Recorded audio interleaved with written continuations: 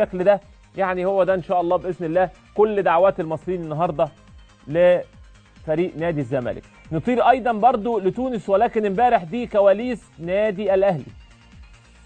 ده فريق امبارح الترجي التونسي، جمهور الترجي امبارح داخل الاستاد، وهنفرجكم ايضا كمان على جمهور النادي الاهلي. دي كاميرا امبارح، دي كاميرا الملاعب اليوم، كاميرا قناه الحياه امبارح، وتألق كبير. ده جمهور النادي الاهلي.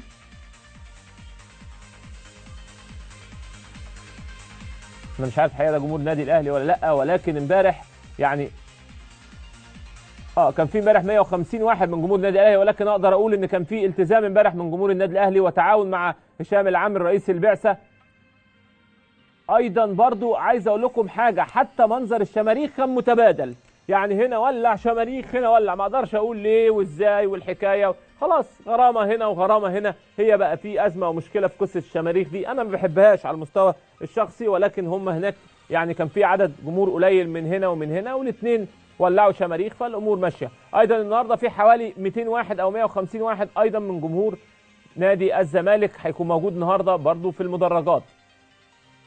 دي اصابه جون انطوي معانا برضو يعني خاص جدا، كاميرا برضو قناه الحياه كانت لحظه بلحظه ودقيقه بدقيقه معاه. دكه بدلاء امبارح النادي الاهلي عماد متعب ووليد صلاح شاركوا في الدقائق الاخيره.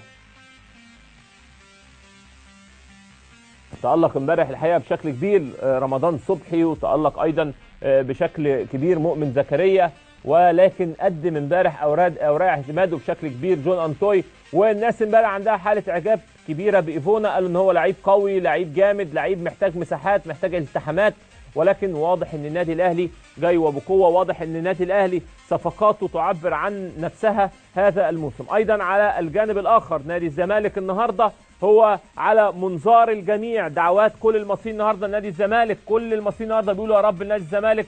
نادي الزمالك النهارده في انتظار النهارده اهداف لباسم مرسي، في انتظار المتألق كهربا، حماده طلبه الذي يجيد منذ فتره، احمد ديودار العائد وبقوه. النهارده ان شاء الله باذن الله يخلص اللقاء ونقول مبروك لنادي الزمالك زي ما امبارح تمنينا وحصل بالفعل، وقلنا مبروك للنادي الاهلي. فاصل ونكمل من داخل معسكر نادي الزمالك.